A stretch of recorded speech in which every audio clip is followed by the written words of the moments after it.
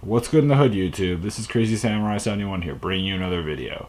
Today's video is on Power Rangers Dino Charge, Episode 6, The Two Farts.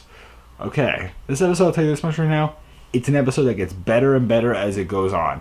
Overall, I love the episode, but I'm just saying it does get better and better as it goes on. I'll just say this right now, I liked it.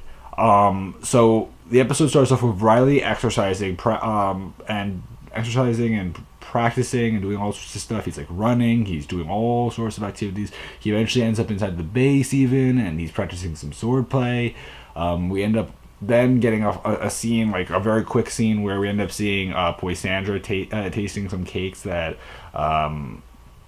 this new monster known as Cavity makes. And I'll tell you this much right now, in Japan, Cavity is one of the villains that I'll tell you this much right now. Out of most of the villains, I mean, some of the villains that we've seen so far, I definitely remember them, but a lot of them I really didn't remember. Cavity is one that I absolutely remember because he's so recognizable with his appearance. Some of these villains you can't even tell. Half of them just like, wait, when was that in the show? I don't remember that in the Sentai. But Cavity I definitely remembered. Anyway, let's continue on. So Cavity's serving some cakes, and what happens is that Poisandra is tasting a bunch of them, and you see Curio. Curio wants to buy the cake, but Poisandra's like, no. And anyway, what ends up happening is that what am I thinking of? Sorry about that. Anyway, what happens is that Cavity ends up giving her this chocolate cake. Poisandra, and when she eats the cake, she kind of likes it, and then says like, maybe that would be the cake that you want to have for your wedding. And then Poisandra's like, no, absolutely not. So she ends up knocking the cake into this like garbage bin, and Curio, being so tempted by the cake, goes like dumpster dives, or like goes headfirst into the container that has the cake. Just eats it. Just eats the whole thing. And I mean, you don't see it, but you could assume that that's what he's doing. Anyway, what happens is that after this, we end up seeing Riley continuing practicing. He's using his sword. He's trying to deflect tennis balls that he's using from a machine that are coming at him, so that he can practice. He ends up talking to Chase. Chase asks him, why are you practicing the same skills over and over again? Riley explains that ever since he fought Fury, he's been wanting to, like when he fought Fury, he ended up not being able to keep up with Fury when he ended up attacking him. So he wants to become stronger so that he can eventually defeat Fury. This results in Chase bringing up the question of, well, okay, that's reasonable, but what if Fury changes as well? What if you have to adapt? And Riley's like, it's not gonna happen. I'm not gonna have to do that. So they get into an argument, they complain or whatever, they bicker. We ended up seeing a scene also following the scene with following Poisandra saying no to the cake, where she describes the cake that she wants like this cake that's disgusting and evil and would be something that would be remembered by all the wedding guests after they have the cake. And that's when Cavity makes this cake that has stuff that decays your teeth, so basically can result in cavities. Where's the name come from? Yeah.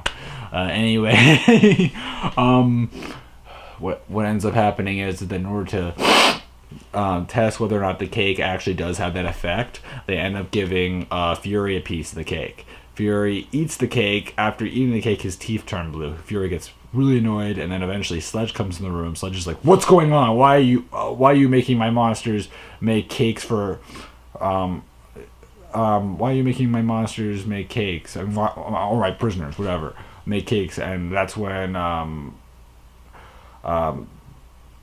Sledge is like, "Okay, Cavity, you have to go down to Earth, and you have to make a cake for the Rangers so that they gain cavities." And Cavity's like, "Okay." And the thing is that Sledge ends up destroying Cavity's cake that he made already that had that effect. And you may think to yourself, why does that matter? He could have just left the cake over so that he could have used it on the Rangers. I mean, just a thought. But instead what ends up happening is that Sledge ends up destroying the cake. So, yeah, kind of wasting it a little bit. Anyway, following this, we end up seeing the Ranger, Tyler and Coda talking about the gold energem and the sighting of it, and mentioning the fact that most likely I'm mentioning the fact that the gold energem has been bonded to a pterodactyl fossil. So that basically tells you what kind of Ranger based mech they're gonna have, a pterodactyl. So that's gonna be cool. Yeah. Following this, we end up seeing. I'm trying to think now. What was it again? So we end up seeing 4 of the Rangers, everyone except for Shelby, talking about this stuff, and Shelby, on the other hand, is bringing out some cake that's been made by the chef. It's a free sample, so that everyone's able to have some. And what ends up happening is that she ends up bringing it over to the other Rangers. And they're all about to have it when Riley notices the other tables who also have the free samples, and he notices that all their teeth have turned blue and disgusting like Fury's teeth, although obviously he had no knowledge of what had happened to Fury, but you get my point. Anyway, what happens is that Riley knocks the cake out of Tyler's hands and tells them all, like, don't eat the cake, and following this, we end up seeing them notice that Cavity's out, and they see Cavity, and then Cavity ends up running. Tyler, Coda, and Shelby split up from Riley and Chase. The 3 of them go and find the chef, while Chase and Riley go after Cavity. Chase and Riley end up morphing, end up trying to fight Cavity. We find out that Cavity is more of a threat than he looks like. I mean, he is kind of threatening, but still. What ends up happening is that he ends up shooting some beams out of his teeth that, if they hit you as a person, they'll turn your teeth blue or whatever. So the same kind of effect as the cake. Or if his beams hit like anything else, it should do some similar effect in regards to decaying. So, like, for example, he ends up hitting a tree because he misses the Rangers, and the tree begins to decay. So you get my point. Following this, Riley and Chase continue to fight as they try to fight Cavity. Eventually, Tyler tries to get in and tries to help out with the others in dealing with Cavity. But what ends up happening is that some Vivixes distract him, and he has to fight the Vivixes. In the meantime, they continue to fight, and eventually Cavity gets away, the Vivixes get away, and then all the Rangers meet up, and the 3 Rangers that weren't fighting complain to the 2 of the others, like, why are you guys fighting? What's going on with you guys? And they both just get annoyed at one another. It's just not good. And Riley goes off while Chase stays there, and Chase is like, he just doesn't understand me. Following this, we end up seeing Riley continuing to practice. We end up seeing Riley back in the Dino Cafe. And he is with Kendall, and they are examining cake samples in order to determine something very important about the cake. So these cake samples are the ones that have been eaten by people who ate so they're all the cavity based cake. And why does it matter? Well, if they can determine how whether or not the people ate more of the icing or frosting compared to the actual cake, then he might be able to determine, okay, this cake, the frosting was the cause of the cavities, or the cake was the cause of the cavities. So he needs to figure out the amount of bites, the amount of everything, in order to determine that. What ends up happening, though, is that Chase ends up cleaning up the majority of the cake sample, so basically it ruins the whole thing. And what ends up happening, because Chase isn't doing it because he has any malice or anything bad, or anything against anything bad towards doesn't feel anything bad towards Riley. It's more or less just because his job for the day was to clean up tables, so he thought, okay, let's clean up tables. So it's not like he intended on doing this for just because he has some hatred towards Riley, because he really doesn't. It's just because it's his job. So anyway, what happens is that they end up getting into more fights. Kendall tells both of them to leave. They have to go separate or whatever. Riley continues to practice, and Chase ends up going separate. Riley ends up practicing some more when he ends up practicing inside their base. We end up seeing Keeper. Keeper ends up bringing up an interesting point, which is really just wise. I mean, Keeper's the equivalent to Yoda in a lot of ways, or you could even refer to him as the equivalent to Master Splinter from Teenage Mutant Ninja Turtles in a way. You know, very wise, older-looking character. Overall, he's the parallel to the two of them. That's how I feel. Like, compare him to Zordon, I don't know about Zordon, but he definitely has that kind of older appearance that has wise words. Like, he sort of seems like a Yoda or a Splinter. I definitely want to say that. Anyway, he ends up bringing this idea that though two things may travel two separate paths, they still lead to the same goal, and he ends up showing an example of that by like end up hitting these balls from two different areas in the room, and they end up bouncing and going all sorts of crazy locations, and yet still end up in a box that's nearby, and it's the same box both times.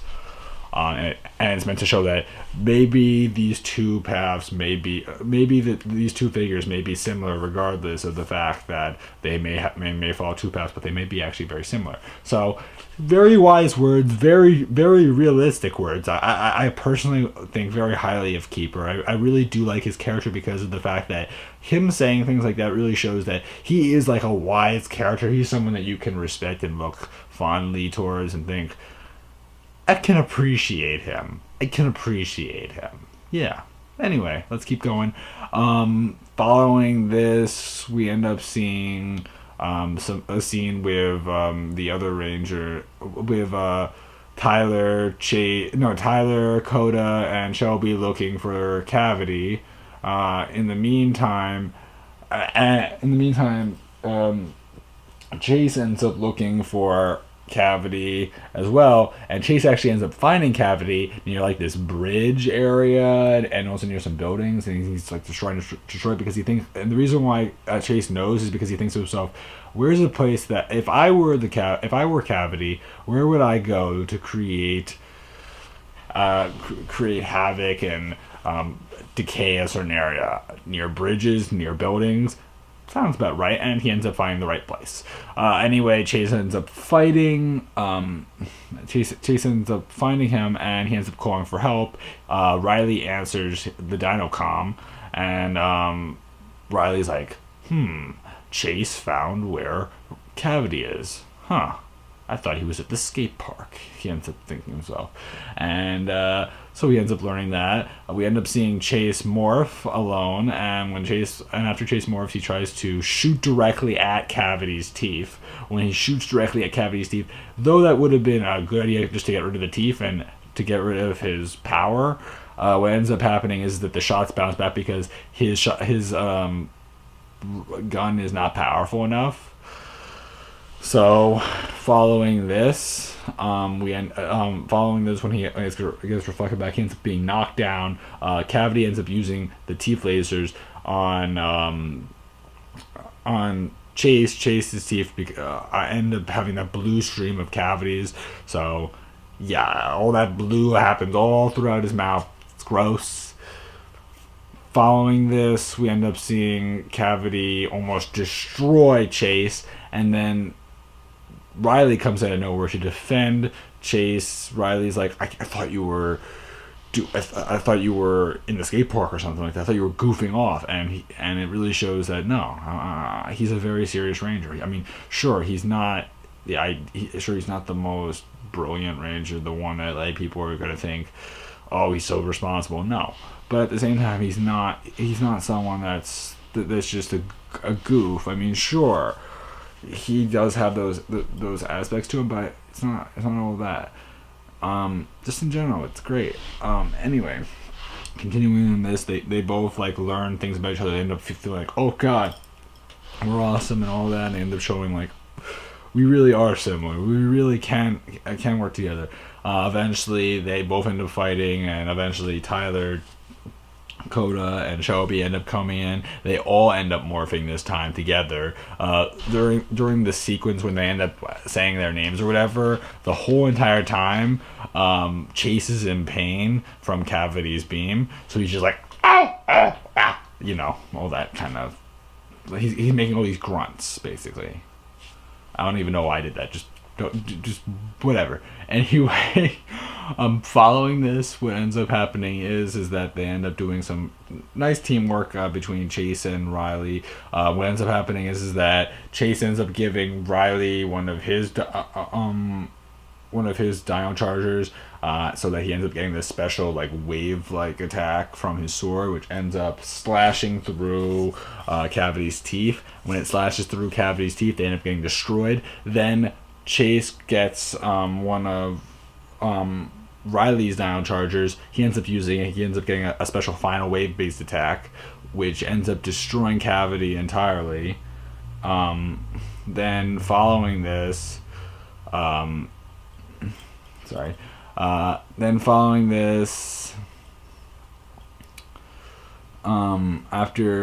he ends up getting that, Cavity's destroyed, and then the magnet beam is set by Sledge by telling the Vivix to use it.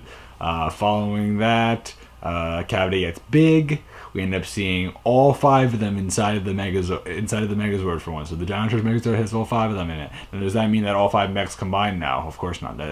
This season does not have that. This is not one of those seasons where like the legs end up becoming separate. No, Red takes over like the vast majority of the mech. Anyway, let's continue on. What am I doing? Okay. Following this, they end up destroying Cavity eventually, and using a sword-based attack and destroying him. And then we see a scene, which is probably the best scene.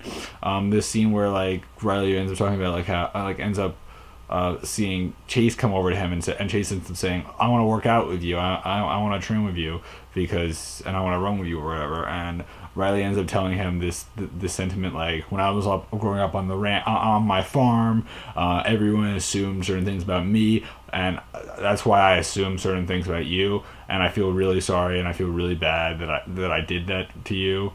And I really want to apologize. And then eventually we end up seeing and then what ends up happening is that Chase is like, "I'm sorry, did you say something?" Because like he has his earbud in, he didn't hear a word that he said, and Riley's just like, "Oh, nothing." And then we end up seeing the other 3 Rangers show up, and they all want to train with Riley, and Riley's all happy, and Riley says, "Okay, the only rule that you have to follow is no rules," and that's when they do some amazing stunts. I mean, I have to say this much right now. The music that plays, the stunts that they do, everything that they do, awesome. I loved the ending. It was sweet. The music was cool. The stunts were fun. Pretty epic here and there. I mean, every character even did something that was pretty nice, and I couldn't complain about any of them. Just overall, I want to say this again. This episode, personally, I loved it. I loved this episode. I like how we got to see even more expansion of Chase, because I mean, last episode was great because we got to see some good detail on Chase, but we got to see even more detail on Chase now, which is perfectly fine. What about... And we also got more detail on Riley. I mean, that's 2 characters. Riley hasn't been spoken about since episode 2. That's good. I mean, I would hope that in the next episode or so, we end up getting some stuff on, Shelby and Tyler eventually. I would love to get some more stuff on Shelby and Tyler, because they haven't been spoken about since episode 1. It's episode 6 now. Yeah. We should get some stuff, like, next episode or so. And I believe that the next episode should have some stuff on Shelby. I'm not 100% sure on that, but I believe some stuff should happen in regard to Shelby. So that should be good. Also, just in general, this episode was great. I hope you guys enjoyed it as much as I did. Pretty fun episode. Please like, comment, and subscribe. And thank you guys for watching. Again, this has been Crazy Samurai 71, and bye everyone.